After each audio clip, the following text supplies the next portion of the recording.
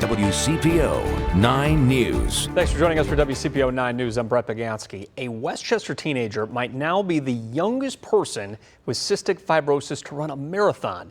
The Cystic Fibrosis Foundation says less than 1% of the people in the U.S. have run a marathon, and even fewer have done it with a life-threatening illness like CF. And tonight, WCPO 9 News reporter Madeline Ottley shows you why he's raising awareness about the disorder and the research that saved him. Running is a ritual for 14-year-old Nolan Runkle. As part of Lakota West freshman cross country, so that's already like 25 miles a week. Each step brought him here, the finish line of his first ever marathon. Yeah, it felt great. It's not the only ritual he's used to. This one, part of daily life, living with cystic fibrosis.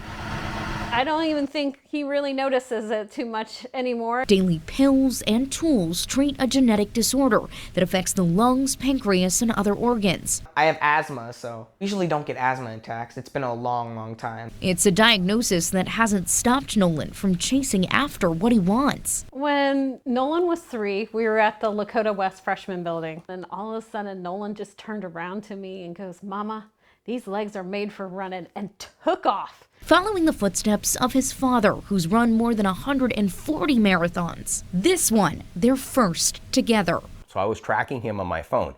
And as I see him, he's about a mile ahead of me, and then he's about 2 miles ahead of me. Not only is he doing this, but he's beating me. He'd run a half last year, but this... He's never run that far before. It's just kind of crazy. Crossing the line in a custom shirt, now with something to show for it. This is the 3rd place medal in my age group. His family hopes he can inspire others. If a 14-year-old can do it, a 14-year-old with cystic fibrosis, you can do it. And raise awareness for research on cystic fibrosis. Without the CF Foundation and all the new pills they've been making, I wouldn't have ever been able to do this marathon. I would have been stuck in a hospital bed my whole life.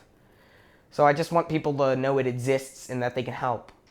The Cystic Fibrosis Foundation is working to find a cure. You can learn more about the disorder and donate to those efforts by finding this story on our website at WCPO.com. Nolan tells me he is already looking for his next race. Madeline Ottley, WCPO 9 News.